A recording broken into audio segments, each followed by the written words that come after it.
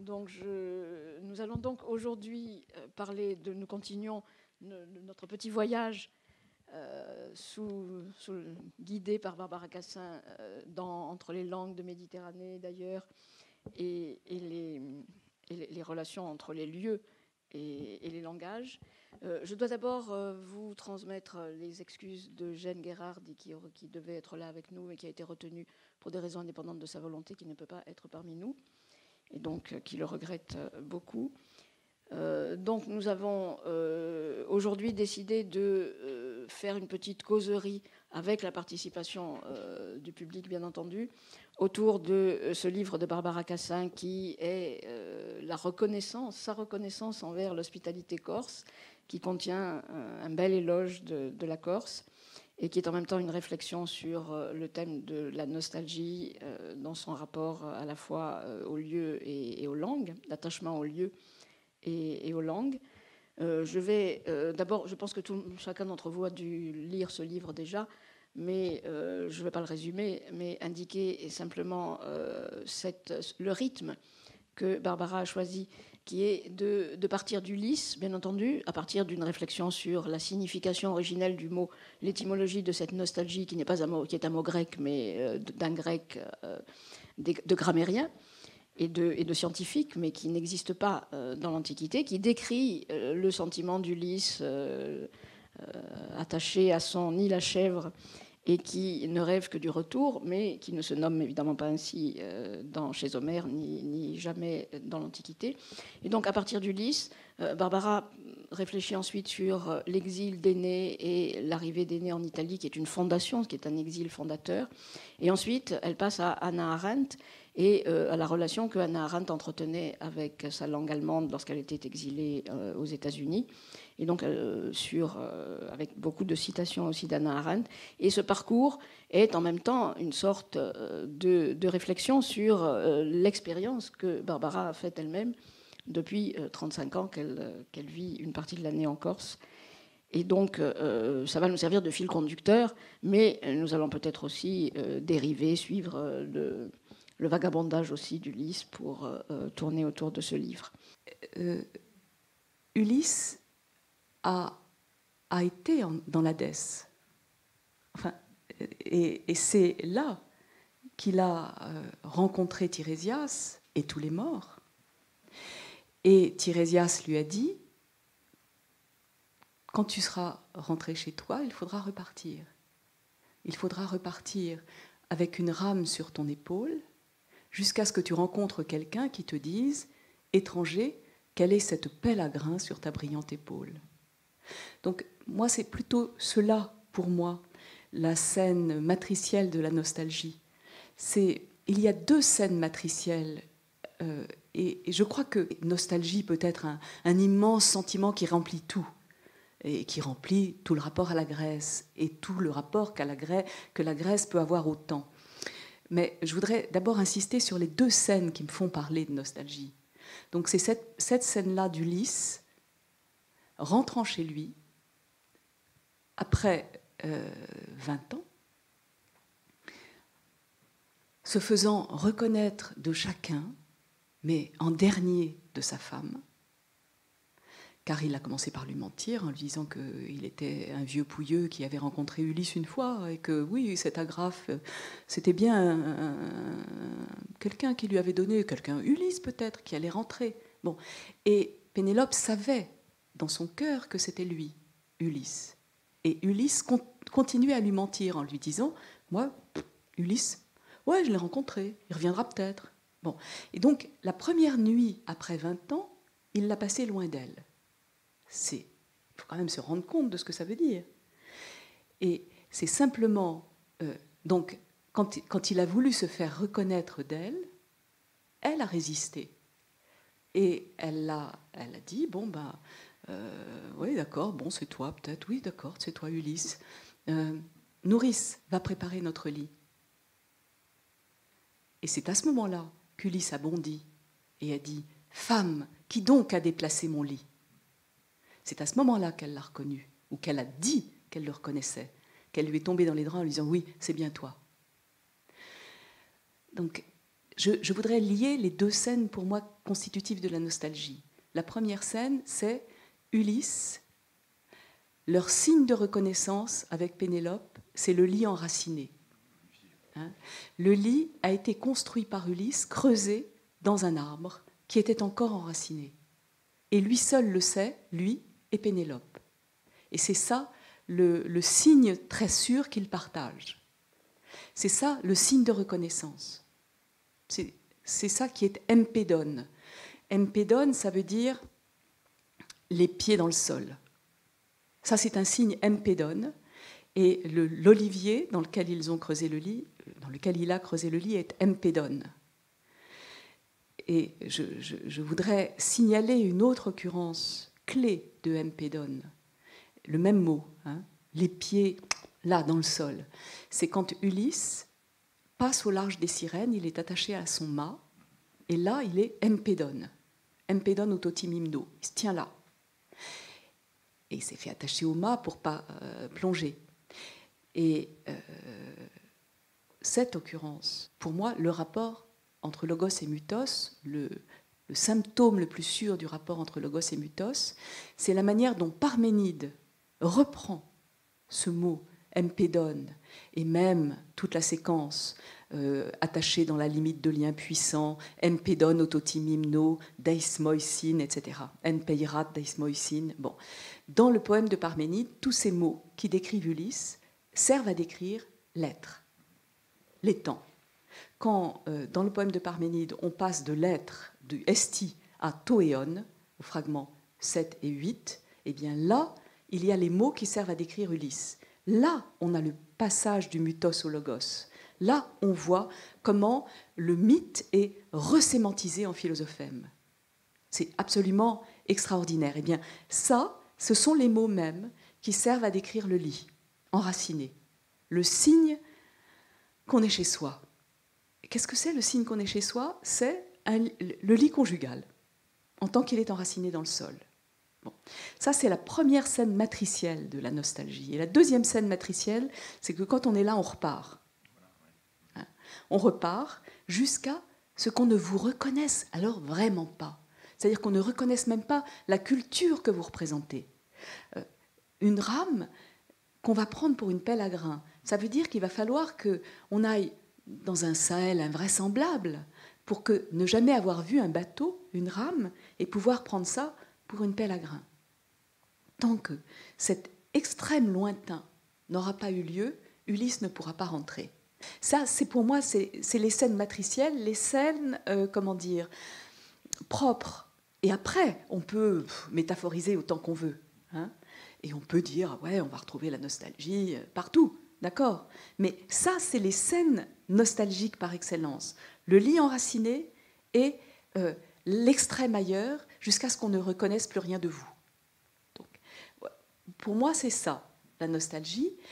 Et si j'avais, puisque vous avez fait allusion à Calypso, à Ulysse, au moment où il était chez Calypso, là, le moment le plus, disons, le plus clé, à mon sens, c'est... Ulysse est resté 10 ans chez Calypso. Et vraiment, il était un amant heureux. Il ne faut pas oublier qu'il était un amant heureux. Et simplement, il y a un moment où, voilà, il ne goûtait plus les plaisirs de la nymphe. Et donc, il regarde le lointain et les larmes coulent sur sa joue. Elles font fondre son aion, c'est-à-dire sa puissance vitale. Vous savez que aion, qui est un mot magnifique en grec, signifie, temps. Ça veut dire tous les liquides vitaux. C'est-à-dire la sueur, le sang, les larmes, le sperme. Bon. Et tout ça fond quand on pleure. On fait fondre son temps. Bon. Donc, Ulysse regarde le large et fait fondre son temps. Heureusement qu'Athéna veillait au grain et dans l'assemblée des dieux a dit mais c'est le seul qui n'est pas rentré, il faut qu'on le fasse rentrer, Zeus s'il te plaît, Poséidon tourne le dos, vas-y, fais-le rentrer. Bon, ok. Donc Hermès est dépêché auprès de Calypso et lui dit bon maintenant les dieux veulent que tu lâches Ulysse. Hein. Alors Calypso gémit en disant les dieux sont jaloux, ils n'ont jamais voulu qu'une nymphe ait un amant humain. Bon, elle accepte, de toute façon, elle ne peut pas faire grand-chose d'autre que d'accepter. Et donc, elle aide Ulysse à repartir. Mais elle lui dit, tu es sûr que tu veux partir? Et lui dit, oui, je veux retrouver Pénélope moins belle que toi, vieille, je sais tout ça je sais. Elle lui dit, mais si tu restes avec moi, tu serais immortel. Et il lui dit, je préfère la mortalité. Ça, il y a une très belle phrase d'Hannah Arendt qui dit que c'est la seule chose dont les dieux soient jaloux. Oui. Ils sont jaloux de la mort des hommes. Euripide le dit aussi. Et donc, bon, la nostalgie, en effet, ne se bâtit que sur le temps. Hein, donc, sur le fait qu'on va mourir. Donc, c'est peut-être autour de tout ça. Il fait le premier choix de la mort. Il fait le choix de la mort, il préfère la mort et le retour à l'immortalité finalement immobilisée. Empédone, justement. Une immobilisée, les pieds englués dans l'île de Calypso. Et je veux dire qu'il y a pour moi une vraie différence entre une nostalgie répandue au sens lâche du terme, hein, et une nostalgie, disons, faite en scène originaire. Et ces deux scènes originaires, c'est le lit enraciné, le lit conjugal enraciné qui dit « là on y est », et le « et », je le souligne 3 fois, le départ. Le départ quand on est arrivé. Quand on est rentré, on repart. Et Ulysse, alors, dans ce « et », il y a une nuit intemporelle, atemporelle, hors du temps. Les dieux retiennent le char de l'aurore. Bon, ça peut durer.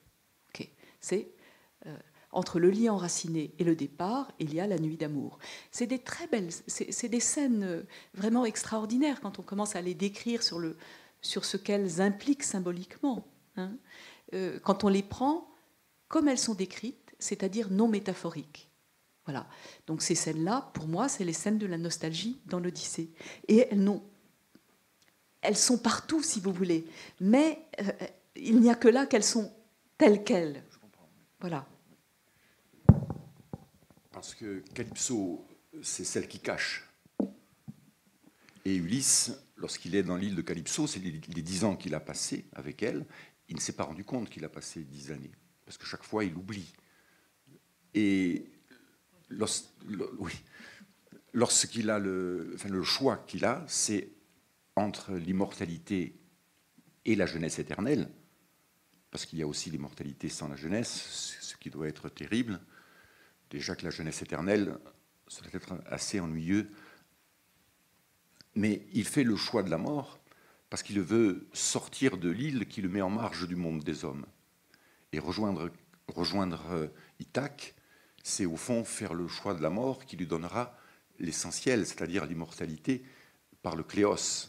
Son nom sera prononcé par des lèvres humaines, un peu ce que disait Sappho, qui avait la certitude que son nom serait prononcé plus tard par des lèvres humaines. Et c'est aussi le choix d'Achille et le choix d'Alexandre. Puisque nous sommes dans un monde où il n'y a pas de paradis artificiel ou de récompense donnée après un acte beau. C'est la beauté pure, me semble-t-il, dans ce choix, puisqu'il n'y a pas presque d'après la vie que les Grecs aiment par-dessus tout. Il suffit de se rappeler la rencontre d'Achille et d'Ulysse. Achille qui dit qu'il aurait préféré être un simple paysan à la lumière du jour qu'ici dans un peuple d'ombre. Oui, les enfers sont horribles. Et ça c'est quand même pas évident. Mais les enfers sont horribles en Grèce. Ça n'a aucun intérêt. Et pourquoi ? Parce que ce qui compte, c'est la lumière du jour. Et il faut réfléchir sur le terme qui dit mortel, ou qu'on traduit par mortel dans l'Iliade et l'Odyssée, c'est fausse. Phos, à l'accent près, ça veut dire lumière. Et évidemment, l'accent est très tardif. Hein. Donc il y a une conjonction dans le terme phos entre lumière, comme ça, et mortel, avec l'accent comme ça, et les deux ont la même racine que phemi, phari, dire. Donc on peut dire que le terme pour dire mortel, c'est le plus heideggerien du monde. Hein. Ça veut dire à la fois émettre des sons, enfin parler, parce que phos, c'est bas, c'est le souffle. Hein. Donc émettre des sons, parler, être dans la lumière et être mortel, être un homme. Les trois sont liés. Et ça, c'est quand même quelque chose de magnifique et quelque chose que je n'invente pas, c'est-à-dire dont on trouve l'écho, par exemple, dans Parménide. Lorsque Parménide décrit la lune, il dit « allotrion phos », lumière d'ailleurs. Et lumière d'ailleurs, c'est les mêmes mots qui servent à dire étranger. Allotrion phos, dans l'Iliade et dans l'Odyssée. Donc, je veux dire, ces échos, on ne comprend rien à la Grèce si on n'entend pas les textes comme un vaste palimpseste. C'est sans arrêt des reprises. Et Homère est partout. Homère est partout, Homère est sous Parménide. Et ça, c'est quelque chose qu'Heidegger n'a pas vu du tout. On n'en a jamais parlé.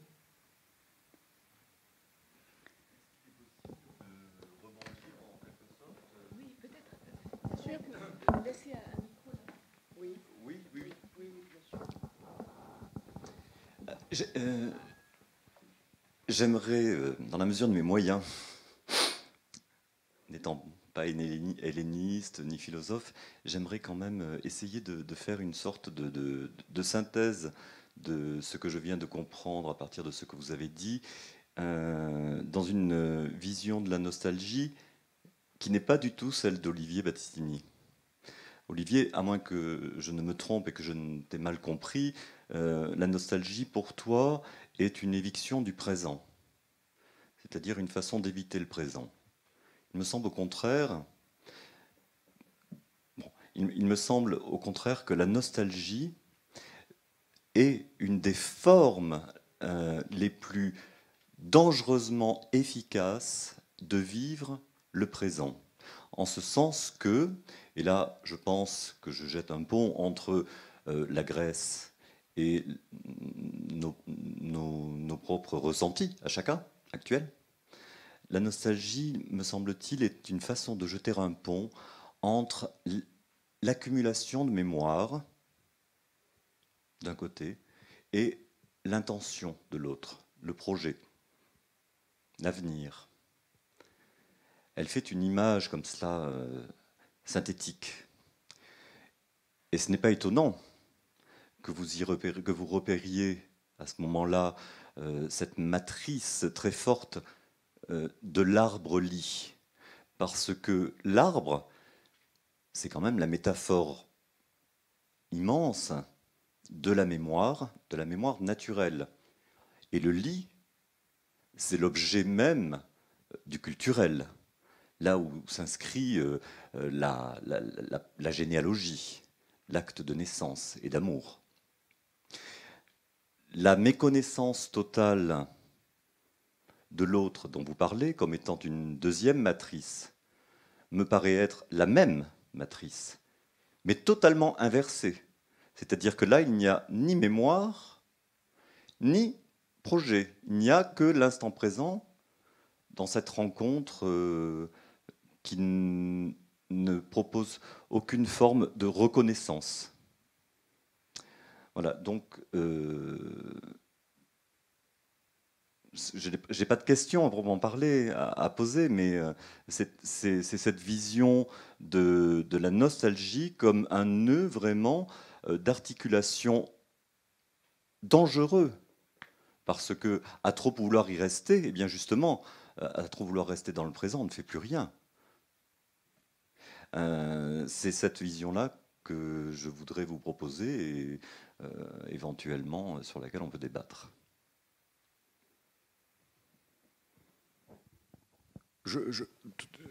Jacques, tout à l'heure, je parlais bien sûr de la nostalgie dans un de ses sens, la maladie du retour. Mais j'ai évoqué à propos de l'Iliade la tristesse du bonheur qui n'a pas eu lieu ou qui aurait pu être. Puisque quand j'ai lu le livre de Barbara Cassin, il me semble bien qu'il y a un rapport étrange entre l'espace et le temps, et plusieurs temps. Alors, il me semble que tout est possible dans ces conditions. Le désir, la souffrance de ce qui n'a pas eu lieu, c'est tout aussi étonnant que le désir de retrouver un passé perdu. Et quand je faisais le lien entre le mythe et la philosophie, le logos et le mythos, on peut retrouver là des réponses à ta question. Habituellement, on oppose le logos au mythos. Le logos serait la parole qui permet ce qu'on appelle la philosophie et la science. Il se trouve que les concepts utilisés par Héraclite, par Thalès et quelques autres sont, semble-t-il, différents des mots utilisés dans les mythes. Mais ce n'est pas toujours le cas. Aristote lui-même le précisait. Dans la cosmogonie, Chaos est le premier des dieux.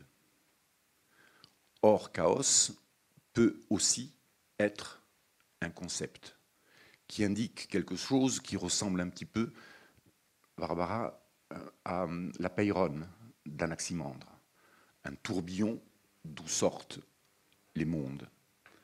Donc, la séparation entre le logos et le mythos est une invention. Je parlerai plutôt, moi, de résonance ou d'harmonie, dans le sens où Héraclite utilise ce terme. Et quand je me permets d'évoquer à propos d'Ulysse l'idée de la philosophie classique, à savoir qu'il faudrait être capable d'élargir le présent, de donner quelque chose d'éternel à l'éphémère, au fond se satisfaire de l'instant présent, si par hasard nous sommes capables de le faire à l'instant, et nous rendre compte que nous sommes heureux de parler d'Ulysse ou de l'Iliade, j'ai là aussi l'impression que l'idée même, le principe de la philosophie, à savoir se contenter, dans la fameuse sophrosyné, se contenter de notre présent, ce qui est passé est définitivement perdu.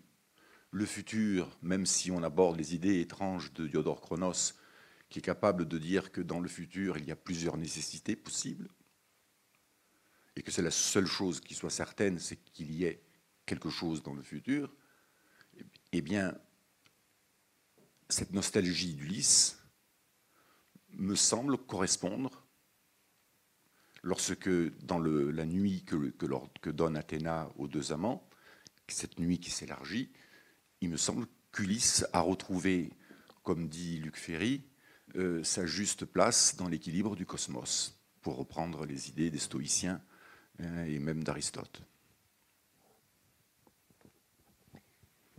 Ça, je me méfie de l'interprétation de Luc Ferry en la matière. Mais il me semble qu'il y a énormément de questions là qui sont simultanément posées. Et on va avoir du mal à les démêler. Moi, ce que j'ai entendu dans la vôtre, c'est quel est le rapport entre nostalgie et présent ? Est-ce qu'il peut y avoir nostalgie du présent ? Comment ça fonctionne avec le présent ?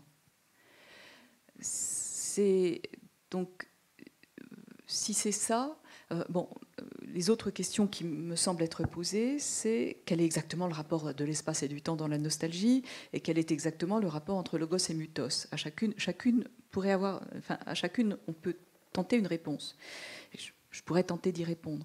Mais celle qui me paraît au cœur de ce que vous avez dit, mais peut-être que je me trompe, c'est le rapport entre nostalgie et présent. Oui, c'est vraiment ce qui m'intéresse, en ce sens que, là encore, je ne suis pas tout à fait d'accord avec Olivier, c'est-à-dire que pour moi, la nostalgie comporte, comme on dirait en grammaire, 3 irréels. Un irréel du passé, un irréel du futur et un irréel du présent. C'est en cela que la nostalgie est un danger.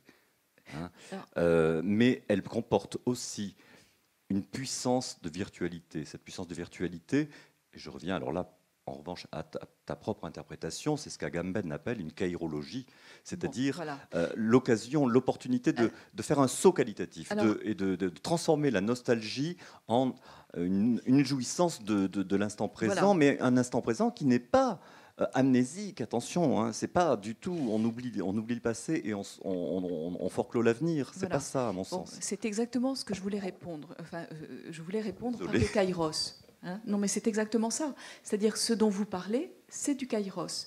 Qu'est-ce que c'est que le kairos? C'est, bon, alors on traduit par occasion, moment opportun, enfin peu importe. Il faut voir la représentation. C'est donc un jeune homme qui a un toupet par devant, hein, et puis qui est chauve par derrière. Donc ça veut dire que vous le saisissez la schlouk. Hein, vous saisissez l'occasion par les cheveux. Bon, au sens littéral du terme.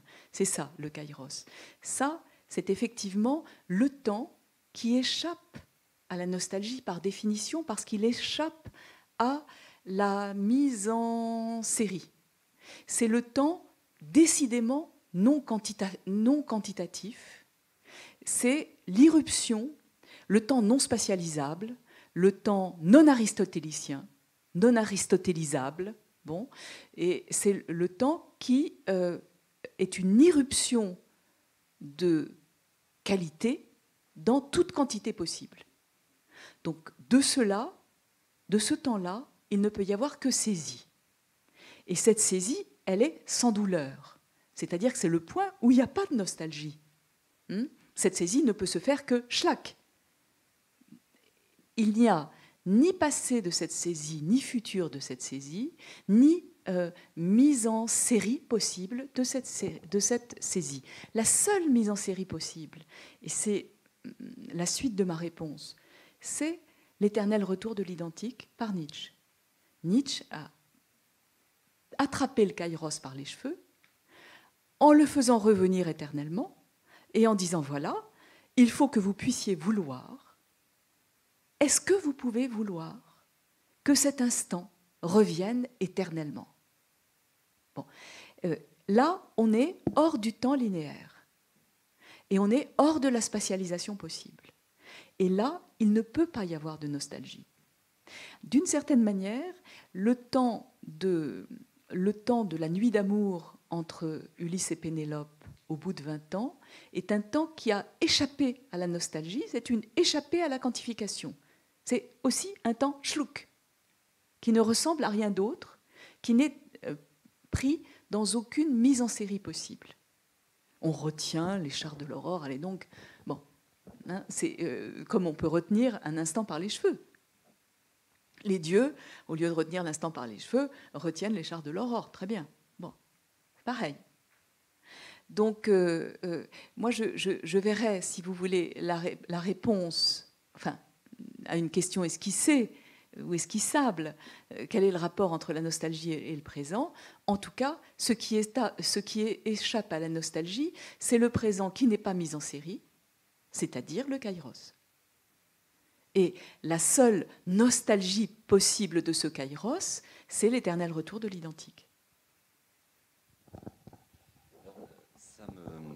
Évidemment, le kairos que j'essaie de rattacher à la dimension de la littérature, puisque c'est quand même mon domaine de prédilection, ne veut pas me faire penser à d'autres paradigmes. Je pense à la synchronicité chez Jung, je pense à l'instant poétique chez Bachelard, où là, effectivement, il y a véritablement une rupture, une coupure horizontale dans la linéarité du texte, mais il y a une profondeur.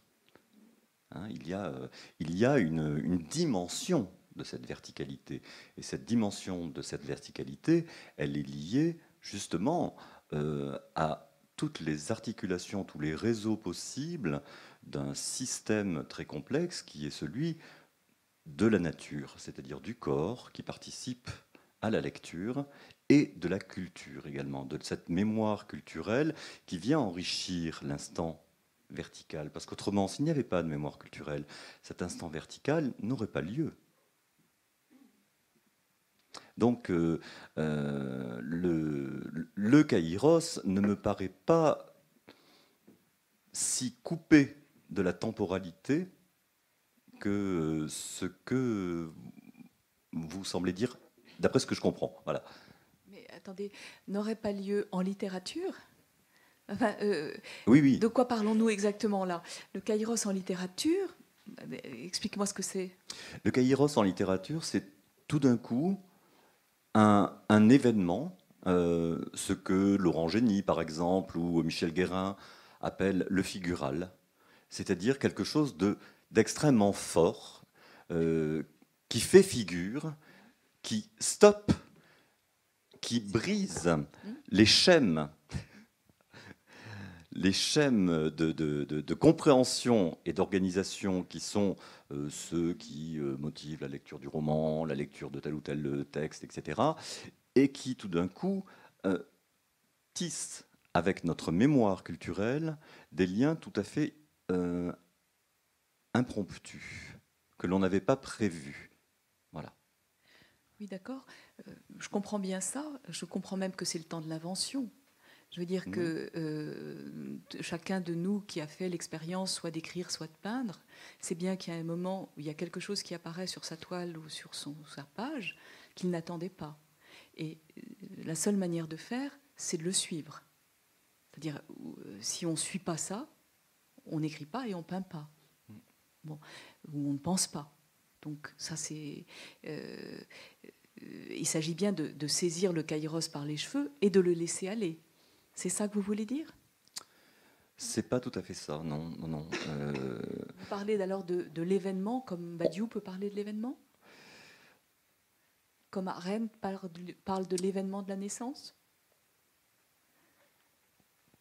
Ce que je comprends comme étant l'événement poétique, le kairos poétique, je dirais, c'est véritablement le point de rencontre d'une figure du texte, qui peut être aussi une propriété émergente de la globalité du texte. Enfin bon, ça c'est encore un autre problème, mais une figure du texte qui s'articule profondément avec notre mémoire globale, cette mémoire du corps et de tout ce que l'on a acquis. Et c'est quelque chose, attention, c'est quelque chose enfin, je pense, de rarissime. On veut nous faire croire aujourd'hui que la culture se rencontre à tous les carrefours, dans toutes les expositions de musées, etc. Je pense que le véritable fondement de l'événement culturel dans une vie, il est très très rare. La rencontre qui tout d'un coup vous bouleverse votre existence et donne sens à ce qui n'en avait pas jusqu'à présent. Ça, c'est la tuquet, le hasard aussi. Ben non, pour moi, c'est pas du tout le hasard. Le Ou alors c'est le hasard reconnu. Je reviens à justement la question que pose Barbara Cassin en sous-titre à ce livre sur la nostalgie, c'est quand donc étant chez soi. Et ce quand est quand même une surprise, même si bien sûr la nostalgie relie l'espace et le temps. Là, quand donc étant chez soi, ça évoque pas le passé du tout. Ça évoque même pas le présent, mais quelque chose qui est d'abord un questionnement. Et c'est ce rapport, je voudrais vous demander de peut-être essayer de développer un peu cette question. Et la réponse que vous donnez à la fin, parce que la réponse est donnée à la fin. La question est reprise, la dernière phrase. Quand donc étant chez soi, quand on est accueilli soi-même, ses proches et ses langues, et ses langues. Quand donc étant chez soi, quand on est accueilli, c'est un quand qui est peut-être aussi récurrent, qui n'est pas nécessairement un instant, et qui renvoie d'abord à la fois à une idée de reconnaissance.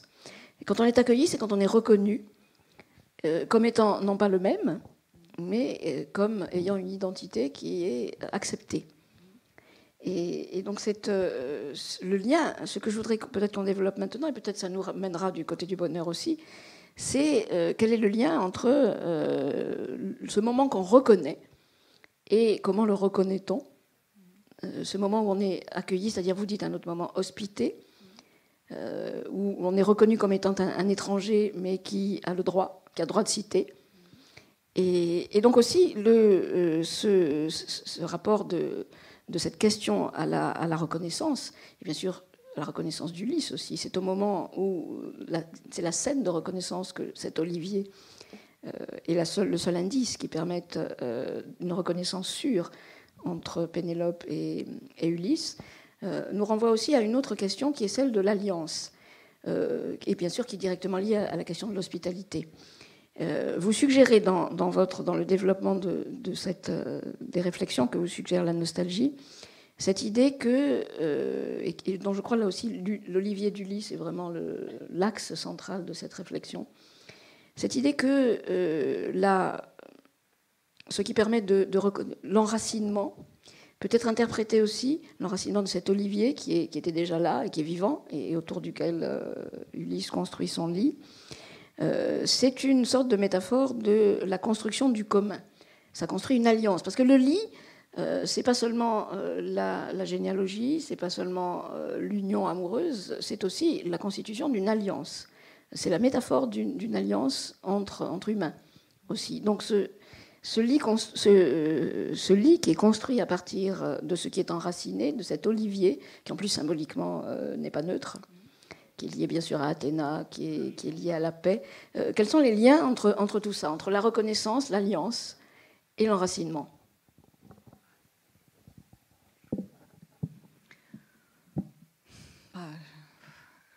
Je crois que tu l'as bien exposé, vous l'avez bien exposé déjà.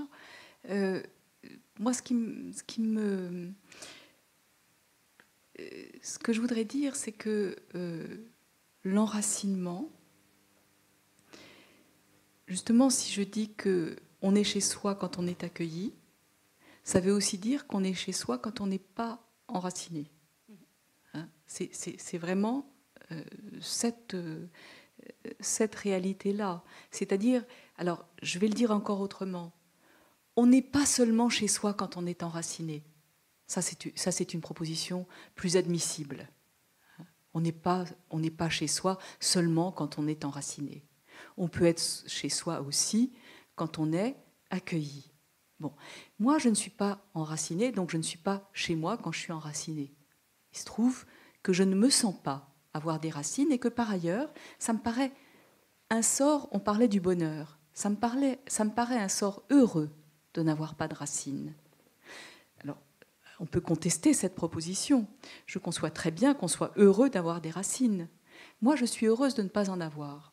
Je suis heureuse de ne pas en avoir parce que je pense que c'est les arbres qui ont des racines et pas les hommes. Et j'en reviens à cette phrase de Cal dans Beckett, dans Les Exilés de Beckett. Cal dit « Ouais, bon, c'est les arbres qui ont des racines. Et d'ailleurs, peut-être que les arbres aussi, ils seraient heureux de prendre l'avion. » Bon. Moi, je suis... Alors, ça n'engage là que ma propre expérience. J'imagine que de nos jours, peut-être plus encore que dans le passé, les exilés sont en avant. C'est-à-dire qu'au fond, c'est ce que Hannah Arendt dit lorsque elle vit l'exil. Elle dit, au fond, alors les Juifs, mais pas seulement les Juifs, les exilés d'une manière générale, sont peut-être ceux qui aujourd'hui représentent le mieux la condition humaine. Et elles sont peut-être en avant, comme Lautréamont pouvait dire que la poésie était en avant. Bon, ils sont peut-être en avant. C'est-à-dire qu'il y a quelque chose comme ça qui est une manière de parler autrement de la globalisation et de parler autrement de la mondialisation. Quelque chose de l'ordre du « mais réfléchissez bien ce que c'est que des racines et faites attention à ce que ça peut produire. » Moi, je n'oublierai jamais les phrases de Heidegger, celles que je citais hier, par exemple, où il disait que la langue allemande est enracinée dans une race et dans un peuple qui fait que, bon, elle est plus proche de l'être et qu'elle est encore plus grecque que la grecque. Bon. Et que autant vaut de toute langue authentique, c'est-à-dire de toute langue enracinée dans un sol et dans une terre, dans une race et dans un peuple. Bon. Moi, j'ai peur de ça. Là, je trouve que c'est gros de choses très, très dures. Et c'est pour ça que je privilégie, au fond, pour redresser le bâton tordu, le fait qu'il n'y ait pas nécessairement besoin de racines pour être heureux. Qu'on puisse être heureux en tant qu'accueilli quelque part, en tant qu'exilé, si vous voulez, ou en tant qu'éternel vagabond. Et la nostalgie d'Ulysse, Ulysse revenant chez lui et repartant, je ne sais pas, comme dit Dante, quand il parle d'Ulysse, quand est-ce qu'Ulysse est vraiment heureux? Est-ce qu'il est heureux lorsqu'il erre et qu'il fait des stations extraordinaires, chez Calypso, chez Nausicaa, chez les Strigons, même des pénibles, chez les Cyclopes? Est-ce qu'il est heureux quand il fait tous ces voyages? Et puis quand il rentre chez lui, une nuit, et quand il repart pour on ne sait pas combien de temps, jusqu'à un lieu qu'il ne connaît pas et qui n'arrivera peut-être jamais.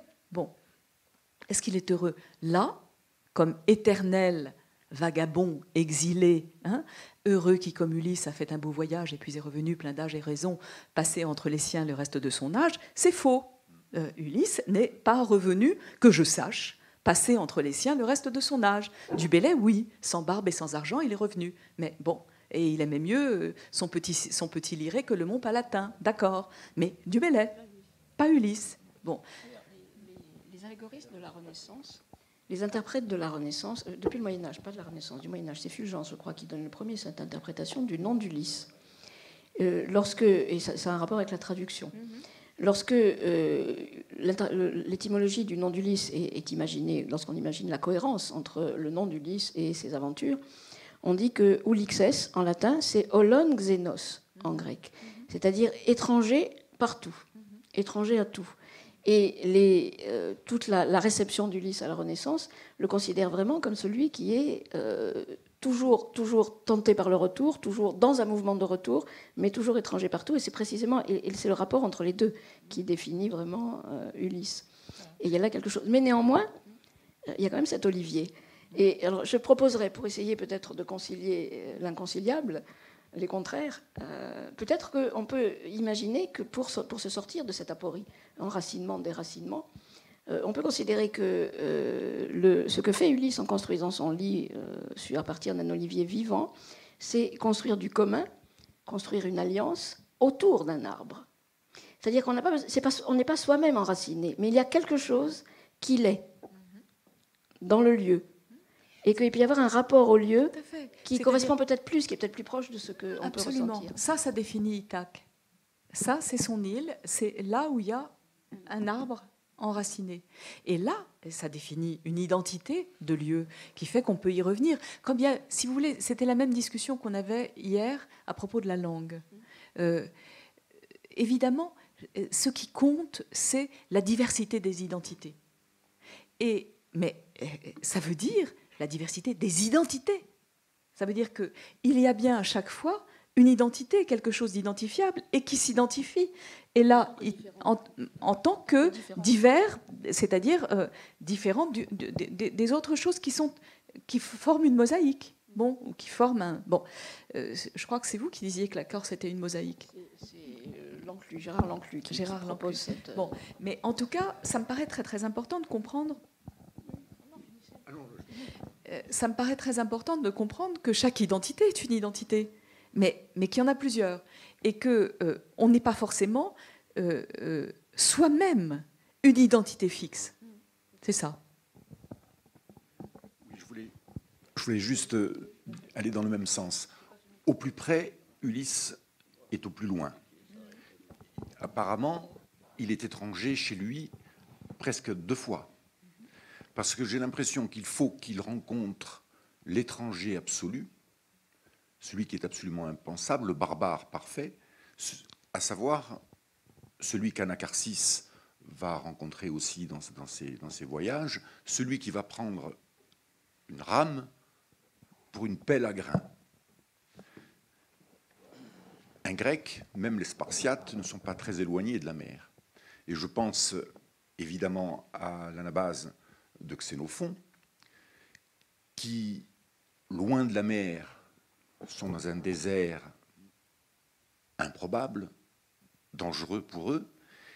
Et vous vous souvenez tous du moment où ils tombent à genoux, en sanglotant, et en disant Talata, Talata, ou Thalassa, Thalassa, si c'est en dialecte attique ou dorien. Et je songe bien sûr aux cris des marins de Christophe Colomb, qui, eux, dans l'élément qui leur est totalement étranger et qui est inquiétant sur l'océan, quand ils crient « Terre, terre », ils reconnaissent leur patrie ou l'endroit où ils seront sauvés. Et Ulysse doit rencontrer l'autre, celui dont parle, je ne sais plus si c'est de Tienne ou Vernon, qui parle, ou François Hartog, je ne sais plus du tout, qui parle du barbare absolu, c'est-à-dire le Scythe, qui n'a rien à défendre parce qu'il n'a pas de patrie et qui a inventé ce que Hartog, enfin c'est lui, appelle le fameux bœuf autocuiseur, c'est-à-dire le bœuf qui, en grec, l'expression c'est le bœuf qui fournit tout ce qu'il faut pour le cuire.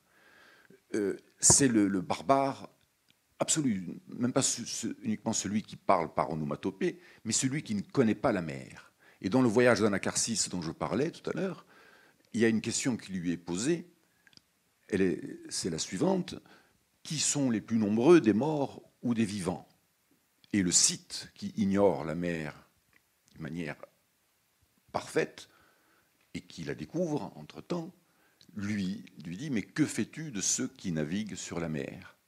Donc Ulysse, qui est étranger à 2 fois, il ne reconnaît pas sa patrie, même si, lorsque l'épisode de la cicatrice, qui est plus qu'émouvant, Euryclée reconnaît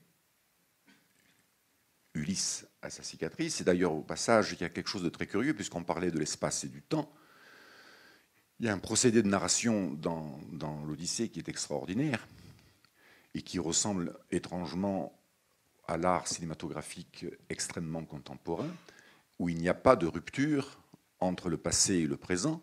Lorsque Euryclée reconnaît la blessure, plutôt la cicatrice d'Ulysse, on est projeté immédiatement dans un présent autre, au moment où Ulysse aura la blessure qui provoquera la cicatrice en question. Ulysse est reconnu par Euryclée, Argos d'abord évidemment, Euryclée, et ce n'est que plus tard que Pénélope va consentir de le reconnaître, parce que j'ai l'impression qu'il y a une petite vengeance de la part de Pénélope. Alors, l'étrangeté de sa terre, de sa patrie, il faut une véritable dialectique, quitter à nouveau Ithaque pour rencontrer aux extrêmes quelqu'un qui ne connaît même pas la mer, qui prend une rame pour une pelle à grains, et qui va donc du coup permettre à Ulysse c'est bien cela, de retrouver de savoir qui il est. C'est assez étonnant, ce qui montre, s'il était besoin de s'en persuader, l'extrême modernité d'un Homère qui est notre contemporain. Parce qu'il nous raconte, grâce au procédé que nous connaissons tous de la poétique d'Aristote, la mimésis et la catharsis, il raconte quelque chose qui est nous-mêmes. Et vous parlez, monsieur, de la recherche du bonheur, mais la philosophie ne cherche pas spécialement le bonheur, ne veut pas le trouver, ne donne pas de recette pour trouver le bonheur, ou la sagesse, mais c'est un cheminement vers. Et le cheminement suffit. Le cheminement suffit. Je ne sais pas si le bonheur ne serait pas ennuyeux. Aussi, je parle d'ennui depuis tout à l'heure, mais me semble qu'il n'y a rien de plus ennuyeux que les gens heureux. Et moi, pour les autres. Ulysse, ça fonctionne par reconnaissance avec un S. Hein. Et le moment de l'identité, c'est le moment, d'ailleurs c'est le moment de l'Iliade dans l'Odyssée, c'est quand il passe au large des sirènes, qu'on lui dit « Ulysse, tant vanté, honneur de l'Achaïe, viens ici ». Bon, et il devrait aller se noyer, et faire partie du tas d'os. Et bon, il a eu suffisamment de ruse pour se faire, comme sera l'être, comme ça, immobilisé dans la limite de l'impuissant. Mais je veux dire, on peut dire que toute l'Odyssée est une quête d'identité. Bon, Adorno l'a dit, ils ont tous dit ça, bon, mais c'est pas faux. Donc là, on ne va pas en faire l'économie pour ce livre-là. Que vous disiez que maintenant, oui. Alors remettons en question la nécessité d'une identité. Et là, je serais bien d'accord. Ce que je veux dire, c'est que ce qui me paraît intéressant, c'est de regarder comment se modifie la notion d'identité quand on l'immerge dans celle de diversité. C'est déjà beaucoup moins tragique. Voilà. Ça produit des effets beaucoup moins tragiques. Wittgenstein dit le démon, c'est l'identité. Absolument, absolument. Mais déjà, le principe d'identité est un truc extrêmement compliqué et qui ne fonctionne pas dans la langue, et qui ne fonctionne pas dans la langue grecque. C'est extrêmement beau. Quand vous dites, je ne sais pas moi, en grec, quelque chose comme Socrate et Socrate, vous ne pouvez pas le dire. Car vous dites « Ho Socrates esti Socrates ». Donc vous dites un sujet avec un article. Le Socrate est Socrate. Le Socrate est un Socrate. Donc vous ne dites pas la même chose de part et d'autre du esti, du est. Ça, c'est génial. Bon. Et c'est là-dessus que, on peut dire, se glisse la subvention... intéressant. La subversion du poème de Parménide par Gorgias. Look. Et voilà. Toméon esti quoi? Le non-étant est quoi? Méon, non-étant. Ah, bah tu vois bien, c'est pas la même chose. Bon, etc. C'est vraiment très intéressant. Il faudrait faire l'histoire de l'identité. Ça commence avec Parménide, la lecture de Parménide par Gorgias et Leibniz, le principe des indiscernables. Et ça va via Hegel jusqu'à Wittgenstein. Je voudrais reparler un petit peu du livre avec la lecture d'un sociolinguiste. Donc c'est un regard qui est quand même différent. Et ce qui m'a semblé discerner à travers votre livre, je voudrais vous poser la question, c'est que finalement Ulysse, son voyage, son retour, son envie de repartir, la métaphore de la pélagrin, de la rame et de la pélagrin, est-ce que c'est pas une façon de poser un peu éternelle, mais comment dire, extraite du mythe, de poser la condition de l'individu dans la modernité, à savoir qu'est-ce que je suis, moi, en tant qu'individu dans la modernité? Est-ce que je ne suis pas le fruit d'une tension permanente entre l'envie du dehors et l'envie du dedans? Parce que je crois il me semble que c'est parfaitement marqué par l'expérience d'Hannah Arendt. C'est-à-dire qu'elle a fait l'expérience de ce qui peut exister de pire, je dirais, dans la modernité, et qu'elle a eu à reconstruire un rapport à la langue. C'est-à-dire qu'elle a eu à s'extraire de la langue du sein maternel, qui avait été transformée, travaillée, je dirais, par l'élaboration linguistique, je dirais entre guillemets, des nazis, qui avait été donc transformée en une sorte de novlangue, on pourrait dire ça, parce que c'est une des novlangues modernes. Et donc il a fallu qu'elle maintienne dans l'exil un rapport d'attachement à cette langue. Et donc il a fallu qu'elle reconstruise entièrement le rapport à la langue. Donc elle a eu à faire cette expérience à la fois du dedans, c'est-à-dire du chez-soi dans la langue, et après du dehors. Comment je me situe par rapport à cette langue qui a été qualifiée en tant que telle et qui est devenue quelque chose qui m'a expulsé en quelque sorte du sein maternel. Voilà. Alors est-ce que votre livre, c'est pas une façon de poser, je dirais, de tenter de situer l'individu dans la modernité? Mais là,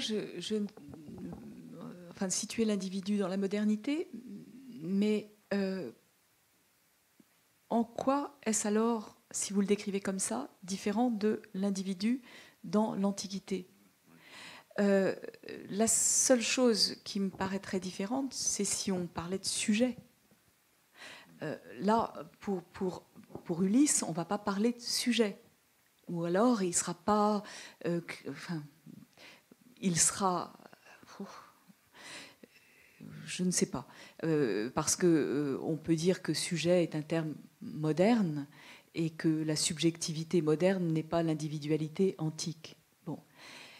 je ne suis pas sûre que ça soit vrai. Hein. Je ne suis pas sûre que ça soit vrai si simplement, déjà, hein, parce que je pense que c'est une manière très heideggerienne de lire l'histoire de la philosophie, d'une part, et je pense que, d'autre part, le sujet a volé en éclats avec Darwin, Freud, etc. Hein, bon, et qu'il est effectivement clivé, splitté, et qu'à ce moment-là, vous retrouvez cet individu étrange qui se balade dans l'Antiquité aussi. Bon, donc, alors, je reprends je reprends ma réponse à partir de votre question à nouveau. Tout à fait d'accord pour dire que le rapport à la langue de Arendt est extrêmement, beaucoup plus complexe que jamais dans l'Iliade et dans l'Odyssée, il n'y a eu de rapport au grec. Rien à voir. Là, rien à voir. La modernité, c'est peut-être, par rapport à la Grèce, dans le rapport à la langue. Et alors, à ce moment-là, elle commence avec les Romains, c'est-à-dire avec la deuxième langue. Bon. Les Romains avaient inventé la stratégie de Lisbonne. C'est-à-dire que, bah ouais, il y avait le latin comme langue politique, le grec comme langue de culture, et puis la langue maternelle, quelle qu'elle soit. Il y avait 2 plus 1, ou 1 plus 2. C'est la stratégie de Lisbonne. Alors, reprenons à partir d'Arendt. Arendt, en effet, je ne sais pas si elle a à reconstruire ou à maintenir son rapport à sa langue maternelle.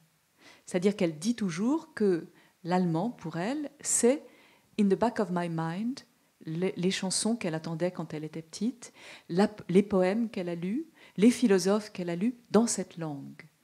Et donc, elle n'a pas à la reconstruire, elle a à la préserver. Comme elle a à la préserver comme autre que celle qui a été empoisonnée par le nazisme. Les petites doses d'arsenic dont parle Klemperer. Bon. On a modifié, on a bougé la langue. Reportons-nous aux autres moments où ça s'est passé et où ça a été dit comme ça. Il y en a un très antérieur, qui est Thucydide, la peste d'Athènes. Il décrit ce qui s'est passé avec la guerre, dans la guerre qu'il décrit. Il dit, c'est comme la peste, la langue, on a bougé la langue. La langue a bougé. Thucydide dit ça. Et il dit, c'était une maladie de la langue, la guerre civile. La stasis, c'est une maladie de langue aussi. Et à l'autre bout du temps, celui qui a dit ça il n'y a pas longtemps, c'est Desmond Tutu, lorsqu'il a parlé de ce qui s'est passé, de ce qu'il a entendu avec la commission Vérité-Réconciliation. Il a dit en Afrique du Sud, il a dit voilà, les conscrits devenaient fous parce qu'ils ne savaient plus à quelle langue se vouer. On leur disait d'appeler terroristes des gens qui étaient des résistants. Et ils ne savaient plus comment faire. C'est très, très, très intéressant ce qui se passe avec la langue, mais je crois que ça n'est pas contemporain. Je crois que ça a été vu de Thucydide jusqu'à Desmond Tutu, en passant par Hannah Arendt. Donc, je ne suis pas sûre que ça fasse modernité. En revanche, c'est essentiel. Comment l'individu se détermine-t-il par rapport à sa langue, c'est essentiel. Ce qui ne se passait pas en Grèce, et avec Ulysse, c'était un soupçon sur le grec. Le grec était logos, bon, ratio et horatio, il n'y avait aucun soupçon. Comment pouvait-on bouger cette langue qui était unique, qui était universelle? On ne pouvait pas. Donc on n'avait pas à craindre ou à craindre pour soi à travers sa langue. Arendt a craint pour elle, comme Adorno, comme Celan, ils ont craint pour eux à travers leur langue. Comment peut-on encore parler allemand après le nazisme? Eh bien, on le peut en faisant une chose très précise. Et c'est vraiment ce qui me paraît à la fois moderne et essentiel. On peut en dénaturalisant la langue maternelle, c'est-à-dire en désolidarisant la langue et le peuple. Si on désolidarise la langue et le peuple, si on fait que une langue, si on tient Derrida, une langue, ça n'appartient pas, alors on reconstruit autrement son rapport à sa langue. On peut se tenir à sa langue maternelle, même si, elle est, comme dit Derrida, est-ce qu'elle est devenue folle, hein? L'allemand, c'est devenu fou. Bon. Arendt dit ça dans l'entretien avec Günter Gauss. Je me suis demandé quand même, est-ce que ma langue maternelle est devenue folle? L'allemand, est-ce que c'est devenu fou? Bon. Et bien évidemment, non. L'allemand reste désolidarisé du peuple allemand.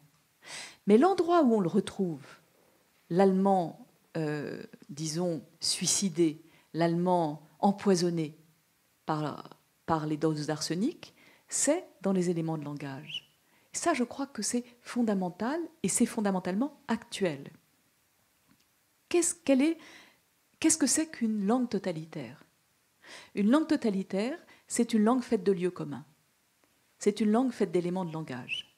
Et quand Arendt parle de la banalité du mal, et quand elle parle du procès Eichmann, elle dit, Eichmann, sa langue lui jouait des tours. Et il disait, mais je suis désolé, je ne peux, ma langue est bureaucratique.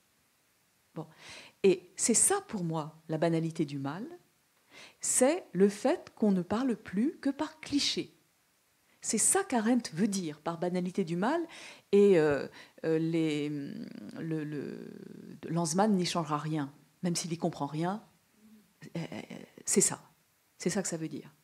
Bon, et donc, banalité du mal, nous, on la véhicule tout le temps quand on parle par élément de langage. Les politiques la véhiculent tout le temps quand on parle par élément de langage.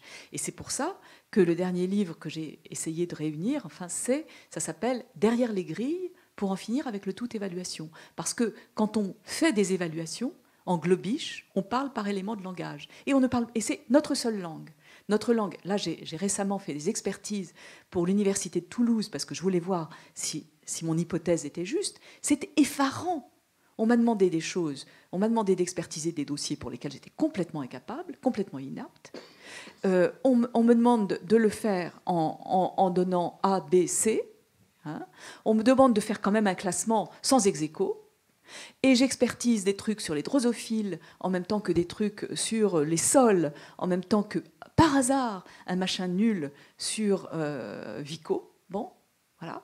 Donc il y a un truc pour lequel je peux dire que c'est nul, le reste, je peux pas. Enfin, ça m'a l'air bien, bon, mais c'est effarant. Eh bien ça, c'est la banalité du mal pour moi.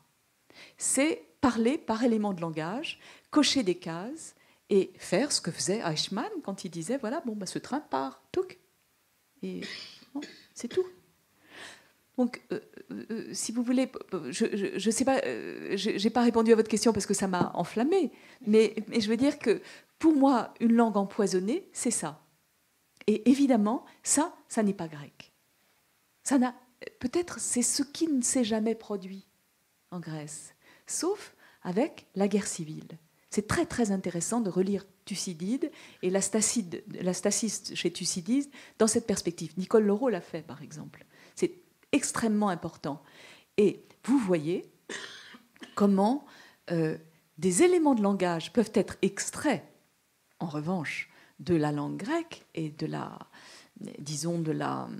politicité, de la politique grecque, et être réutilisés où ils ont été réutilisés par Marie-France Tirbois sur la démocratie, hein, par Marine Le Pen sur la démocratie. Il n'y a pas de mal là, on va y arriver. Est-ce que les Romains dénaturalisent la langue? Est-ce que les Romains dénaturalisent la langue? Ah, leur propre langue, je ne crois pas du tout. Je crois que les Romains, là, moi, je serais très arendtienne, à la différence de Heidegger. Heidegger pense que la catastrophe, c'est la traduction du grec en latin. Moi, je pense qu'avec Arendt, que ce qu'ont fait les latins, c'est élaborer une langue politique qui échappe à la philosophie, c'est-à-dire qui échappe au vrai et faux, et qui... disons, une politique non soumise à la métaphysique. Et donc, je pense que les Romains ne dénaturalisent pas la langue, ils en inventent une. Ils inventent une langue politique. Les Grecs ont fait une langue politique aussi. Polis et logos, voilà des mots aristotéliciens ou combien. L'homme est un animal doué de langage et c'est pour ça qu'il est plus politique que les autres, etc. La rhétorique grecque, bon, fondamentale. Mais ce qui se passe avec la langue grecque, le logos grec, c'est qu'il est malgré tout, et sauf en des moments très rares, dont pour moi la sophistique est un exemple, il est malgré tout soumis au vrai et au bien. C'est-à-dire que la politique grecque est soumise à la métaphysique et à l'ontologie. Elle est entièrement heideggerianisable. Voilà. On a beaucoup plus de mal, et c'est pour ça que Heidegger ne le fait pas, à heideggerianiser la romanité ou le latin. Mais en revanche, Arendt, elle, réfléchit sur le rapport au latin. 4 heures, je pense qu'on peut conclure. Conclure ou laisser les choses en suspens. Est-ce que Barbara peut dire un mot pour finir?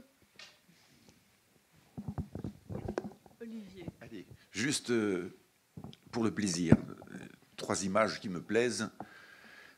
Il s'agit de 3 poètes très peu connus dont j'ai parlé à Françoise l'autre jour au téléphone.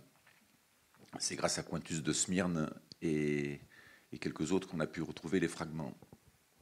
Il s'agit de Daris le Phrygien et de Dictys de Crète. Et comme on parlait évidemment de nostalgie et du pays de retour, du pays qu'on rêve de retrouver, lorsque Énée part, lui, il va retrouver une patrie qui n'est pas la sienne, grâce au latin. Mais il a évidemment le souvenir de Troie. Et dans 2 œuvres, à savoir la Petite Iliade et l'Iliou Persis, il y a 2 descriptions différentes de la dernière nuit de Troie. Et je me suis fait un plaisir de les noter pour évoquer que ces pays perdus ne vivent que par les mots et par la mémoire. Pour Alexandre de Lycophron, qui est cité par l'Esquisse de Mytilène, la dernière nuit de Troie, c'était le milieu de la nuit et la lune se leva brillante. Et Virgile, c'est pour ça que j'y ai pensé, en parle dans le livre 2, au vers 265. Il dit « Tacitae per amica silentia lunae » par le silence amical de la lune qui se cache. Puisqu'il s'agissait de conclure, peut-être que ces 2 vers qui disent 2 choses différentes sont contradictoires. D'une part, une dernière nuit de Troie éclairée par la lune, et une autre nuit où la lune est complice, cachée, et qu'on pourrait comparer bien sûr avec le retour de Troie dans l'Agamemnon d'Échille. La mémoire nous joue des tours, il y a des pièges. Et la nostalgie, la maladie du retour, puisqu'on en a parlé dès le début, puisqu'il s'agissait des rapports entre plusieurs temps et les rapports espace-temps, la nostalgie est évidemment liée à cela. Le problème de la mémoire et des mots qui disent et qui ne disent pas, pour reprendre Héraclite. Et justement, à propos d'Héraclite, le fameux fleuve dans lequel on ne peut pas se baigner 2 fois, t'énerve pas, Jacques, en bainomen te caillouk en bainomen en tosotus potamus, nous nous baignons et nous ne nous baignons pas dans le même fleuve. Ça nous paraît étrange. Cela dit, René Thom, le mathématicien, a parlé de la théorie des catastrophes en lisant Héraclite. Et le fleuve, qui est donc multiple, et c'est parce qu'il est multiple que le fleuve est. Et donc, dans le rapport que nous avons avec le temps, tout à l'heure, quelqu'un parlait du présent, la nostalgie du présent. C'est d'ailleurs toi, Jacques, je pense. Eh bien, le présent, à l'instant même où je parle, il est composé d'un passé, et il est déjà passé, voilà. Donc j'ai déjà la nostalgie du début de ma phrase. Et la nostalgie d'un futur improbable. Voilà.